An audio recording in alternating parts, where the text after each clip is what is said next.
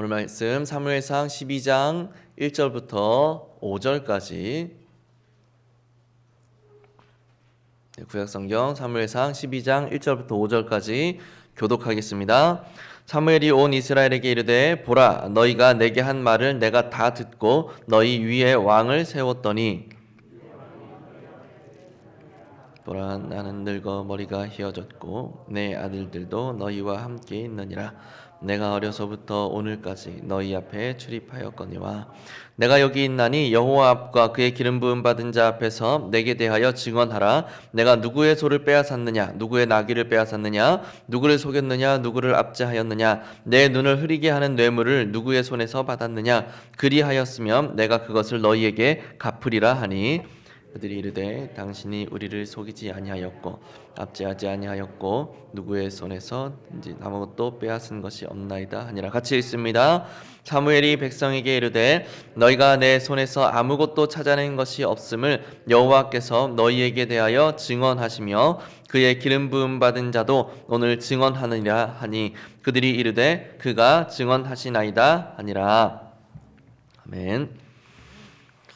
네, 이제 마침내 이스라엘의 첫 번째 왕의 즉위식이 앞장에서 막바지에 완료가 됐고요. 백성들의 요구가 이루어지게 되었죠. 거기다가 즉위식 직전에는 암몬의 그 나하스 왕이라는 아주 강대한 대적에 대한 굉장한 승리를 거두기도 했습니다. 지금 이스라엘은 자신들의 불신앙적인 어떤 행태와는 관계없이 어찌됐든 그 어느 때보다도 분위기가 고무된 그런 상태인 거죠. 그런 상황에서 사무엘은 길갈로 사울과 백성들을 불러 모으고 고별 설교를 지금 시작을 하는 거예요. 오늘 본문은 그 첫 시작이 사무엘의 고별 설교의 첫 시작이 되는 부분입니다. 내용을 살펴보면 본격적인 그 교훈을 고별 설교를 전하기 전에 그에 앞서서 자신의 육체적 상태와 또 지금까지 지도자로서의 자신의 그 모습을 백성들에게 상기시켜주고 있어요. 2절에 보면 나는 늙어 머리가 휘어졌다라고 이야기를 하고 있죠. 그리고 어려서부터 머리가 휘어진 오늘까지 오랜 시간 너희 앞에 출입했다라고 이야기를 합니다. 오랜 시간 동안 하나님과 너희 앞에서 내가 사역을 감당했다라고 이야기하는 거죠. 이어서 하는 말이 그렇게 오랜 시간 내가 사역을 했지만 단 한 순간도 청렴 결백함을 잃지 않았다라고 이야기해요. 그리고 그의 이 말에 4절과 5절에 보면 그 자리에 있던 모든 백성들이 한 소리로 인정하는 모습을 보입니다. 당신의 말이 옳습니다 라고 인정하는 모습을 보이죠. 이 고별사의 첫 시작 내용을 1번 내용과 1번 질문과 함께 좀 더 자세하게 살펴보자면 3절에서 사무엘은 내가 누구의 소나 누구의 나귀를 빼앗은 적이 있느냐 누구를 압제한 적이 있느냐 속였거나 내 눈을 흐리게 하는 뇌물을 받은 적이 있느냐 라고 하면서 만약 있으면 여호와 앞과 그의 기름 부음 받은 왕 사울 앞에서 증언해라. 내가 그거보다 더 많이 내가 너희에게 갚아주겠다 라고 그렇게 이야기를 합니다. 사무엘은 그 사람 앞에서 뿐만 아니라 사람의 마음까지도 감찰하시는 하나님 앞에서 자신의 청렴 결백함을 지금 주장하고 있는 거예요. 사무엘이 이스라엘의 지도자로 사역을 감당하는 동안에 얼마나 철저하게 그 사명에만 집중했는지 하나님 앞에서 정직하게 하려고 애썼는지를 알 수 있는 대목이죠. 아무나 이런 말 못하잖아요. 물론 결백하지 않다 하더라도 거짓말로 이런 말을 할 수는 있습니다. 뇌물을 받은 이력이 있는데 다른 사람들은 아무도 모르니까 내가 언제 뇌물을 받은 적이 있느냐 내가 뇌물 받았으면 너희에게 갚아주겠다라고 거짓말을 할 수는 있어요. 그런데 사무엘은 지금 그게 아니지 않습니까? 정말로 하나님 앞에서까지 깨끗하고 정직하고 겸손하게 그 사역들을 내가 감당해 왔다라는 거예요. 진실한 고백인 거죠. 성경은 그걸 알려주고 있는 거예요. 이에 대한 백성들의 대답은 무엇입니까? 질문 2번에서 4절을 보라고 되어 있죠. 사무엘의 말 그대로를 인정하고 있어요. 백성들이 우리를 속인 적이 단 한 번도 없고 압제를 행한 적도 없고 누구의 손에서 빼앗은 적도 전혀 없습니다 라는 것이 백성들의 답변이었습니다. 4절 후반부에 아무것도라는 단어를 사용하고 있죠. 아무것도, 티끌만큼도라는 의미입니다. 티끌만큼도. 티끌만큼의 어떠한 부정도 저지른 적이 없습니다 라고 백성들이 인정해 주는 겁니다. 대단하죠. 하나님과 사람 앞에서 이렇게 인정받을 수 있는 사람은 정말 손에 꼽을 겁니다. 이때 당시 사무엘의 나이를 대략 50세 중반 정도로 보기도 하고요, 또는 80세 이후로 보기도 합니다.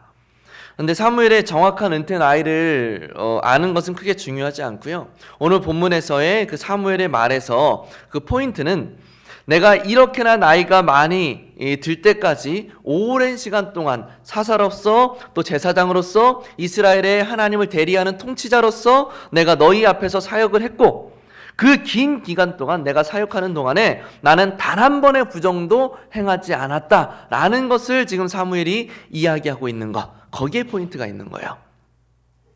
그렇다면 3번 문제로 가서 사무엘은 왜 이렇게까지 자신의 결백함과 청렴함을 확인하려고 하는 걸까요?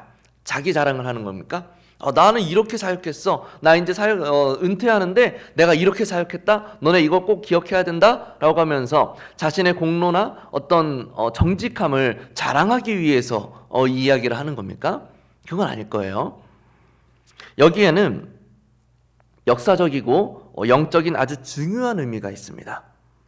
먼저 생각해 봐야 할 것은 지금 12장의 상황적 설명이에요. 상황적 어떤 환경이에요. 11장에서 사울이 왕으로 정식적으로 즉위를 하죠. 그리고 오늘 본문에서 사무엘은 뭘 하고 있습니까? 고별 설교를 하고 있어요. 사울의 즉위식과 연결을 해서 좀 표현을 해보자면 은퇴 설교를 하고 있는 거예요. 그러니까 사무엘이 하나님을 대리하여서 이스라엘을 다스리던 시대가 이제 끝나고, 이제는 사울이 왕으로서 이스라엘을 다스리는 시대가 시작이 되는 전환점인 겁니다. 12장이. 이게 왜 중요하냐 하면 사무엘에게서 사울로 통치의 주체가 넘어가는 이 장면은 곧 하나님께서 이스라엘을 직접 다스리시던 신정체제에서 왕이 이스라엘을 다스리는 왕정체제로 이스라엘 국가의 그 정치체제가 넘어가게 되는 의미를 지니는 거예요. 그러니까 그 이스라엘의 그 어떤 정치의 전환점, 완벽한 전환점이 지금 이루어지고 있다라는 거죠.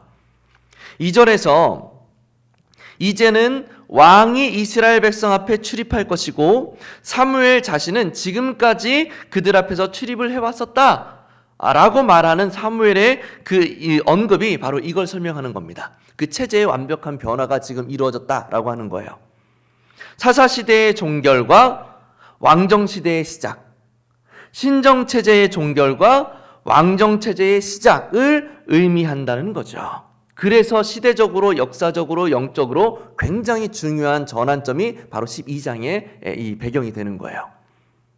그런데 사사시대와 왕정시대, 그리고 신정체제와 왕정체제 사이에는 굉장한 괴리가 있어요. 큰 차이점이 있습니다. 그게 뭐냐면 바로 통치의 주체가 누구인가 하는 문제입니다. 통치의 주체가 누구인가, 이스라엘을 다스리는 주체, 그게 누군가라는 거예요. 이제는 이스라엘의 통치자라는 타이틀이 여호와에서 인간 왕으로 넘어간 겁니다. 그런데 이거는 그들의 종교적인 상태가 굉장히 후퇴했다라는 것을 또한 의미해요. 그리고 지금의 이 사무엘의 고별 설교는 이런 종교적 후퇴를 겪게 된 이스라엘을 향해서 사무엘이 할 수 있는 마지막 설교라는 거죠. 마지막 설교예요. 이제는 왕정시대가 이미 도래했습니다. 사울이 왕으로 즉위를 했기 때문에 왕정시대를 돌이켜서 우리 다시 이거 취소하고 신정체제로 다시 가자라고 말할 수가 없어요. 하나님께서 이제 왕정체제 됐어 하고 땅땅땅 선포를 해버리셨어요. 그래서 왕정체제를 취소할 수가 없는 겁니다. 따라서 왕정시대를 살아가야 될 영적인 후퇴를 겪은 그 이스라엘 백성과 사울 왕을 향해서 마지막으로 그들의 패역함을 버리고 여호와께로 그들의 심령을 너희의 심령이 돌아가야 한다라는 것을 이야기하고 싶은 거란 말이죠. 마지막으로 이제는 더 이상 그들에게 가르침을 줄 수도, 책망해서 이들의 마음을 돌이키게 만들 수도 없는 겁니다. 이제는 마지막이에요. 마지막 설교예요. 그러니 사무엘의 마음이 얼마나 절박하겠어요. 그래서 사무엘은 자신의 청렴 결백함을 먼저 확증함으로써 자신이 이제부터 전할 그 마지막 고별 설교의 그 본격적인 이야기, 그 내용들이 매우 정당하고 매우 합당하다라는 사실을 명확하게 하고 싶었던 겁니다. 내가 지금부터 해야 될 그 말은 하나님이 주시는 권위 있는 말이야 라고 지금 강조하고 있는 거예요. 내가 이만큼 청렴 결백하게 너희 앞에서 사역해왔고 그런 마음으로 마지막으로 너희에게 말한다 라고 이야기하고 싶은 거죠. 그러니까 나의 말을 절대 가볍게 여기지 말고 너희의 평생에 기억해라 라고 하는 강조의 의미를 지금 지니고 있다라는 겁니다. 오늘 본문의 사무엘의 모습을 보면서 좀 어떤 것이 좀 느껴지십니까? 지금 사무엘의 심정은 좀 이런 비유가 조금 조심스럽긴 하지만 사고뭉치 자식을 두고 먼저 떠나야만 하는 부모의 심정과 같지 않을까 싶은 생각이 들어요. 너무 불안한 거예요. 이 자식이, 내 아들, 딸이 이런 사고망치를 가지고 어떻게 잘 살아낼 수 있을까라는 이 걱정이 태산인 겁니다. 그 자녀에게 이제 더 이상 어떤 조언도 어떤 지침도 줄 수가 없어요.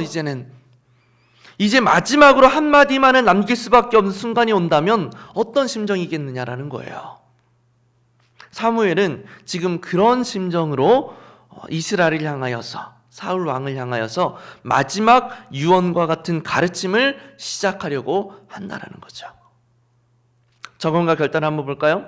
우리가 줄곧 지금 시대는 전도가 잘 되지 않는 시대야, 진리가 힘을 잃은 시대야 하면서 이 시대를 그렇게 우리가 평가를 많이 했습니다. 하지만 어쩌면 그렇게 전도가 잘 되지 않고 진리가 힘을 잃어가고 그리스도인들의 말에 힘이 없어지는 이유는 우리의 삶이 그것을 뒷받침해 줄 만큼 선하지도 정직하지도 청렴하지도 못하기 때문일지도 몰라요.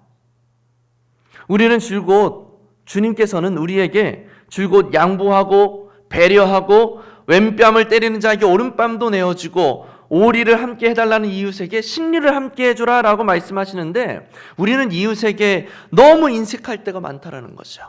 이웃에 대하여서 전혀 무관심할 때가 너무 많다라는 거예요. 이웃이 어떤 어려움 가운데 있는지를 돌아볼 줄도 모르고 나에게 이익이 되는 관계 안에서만 좋은 관계를 유지할 필요성을 느끼지 않느냐라는 거죠. 나에게 유익이 되지 않으면 이웃을 돌아보아야 될 필요성을 느끼지를 못하는 거예요. 지금 젊은 세대일수록 점점 더 그렇죠. 신천지나 하나님의 교회 같은 이단에서 포교 활동을 하는 방법으로 가장 많이 사용하는 방법이 뭔지 아십니까? 이웃에게 친절하게 대해주는 거예요. 잘해주는 거예요. 집에 찾아가서 어려운 것은 없는지 물어봐주고, 힘든 일은 없는지 물어봐주고, 뭐 도와줄 것이 있다고 하면 두 손 걷고 도와주는 거예요. 이런 방법으로 특히나 우리가 그렇게나 젊은 세대가 전도가 안 된다라고 말할 때 이단으로 젊은 사람들이 막 몰려가는 겁니다. 젊은 세대들이 이단에 그렇게 많이 포교된다고 해요. 이 방법으로. 그런데 우리는 앞에서도 이야기했지만 젊은 세대가 없어지고 있다고 이야기하잖아요. 우리 교회 젊은 세대가 점점 없어지고 있어. 한국 교회의 젊은 세대가 점점 없어지고 있어.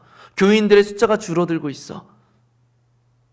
전도가 안 된다고 하잖아요. 우리는 분명히 참된 진리는 저 이단이 아니라 우리가 갖고 있는데, 빛이 되는 진리는 우리가 갖고 있는데 전도는 이단들이 더 활발하단 말이죠.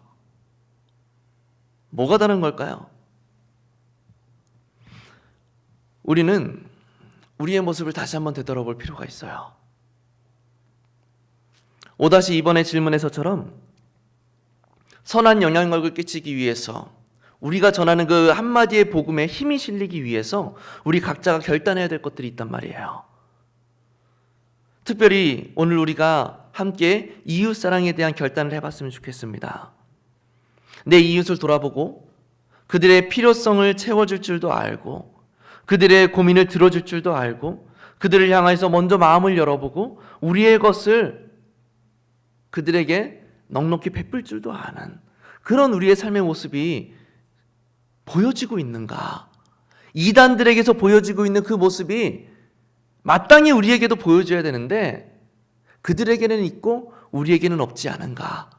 그걸 한번 살펴봐야 된다는 거죠. 그것이 우리가 이 길동 이 일대에 선한 영향력을 끼칠 수 있는 아주 좋은 방법 중에 하나이고 그렇게 선한 영향력을 끼쳐가다 보면 끼쳐야지만 우리가 내뱉는 그 한마디의 복음에 조금씩 힘이 실리는 거예요. 우리의 말에 힘을 실어줄 수 있는 것은 다른 것이 아닙니다. 우리의 삶의 작은 실천 하나, 우리가 말하고 우리가 믿고 있는 바를 실천하는 것, 거기에서 힘이 실리기 시작하는 거예요. 그것을 우리가 기억하면서 나의 삶을 통하여 나의 말에 나의 믿음에 신뢰성을 부여해 갈 수 있는 우리 모두의 삶이 될 수 있기를 예수님의 이름으로 간절히 축복합니다. 우리 같이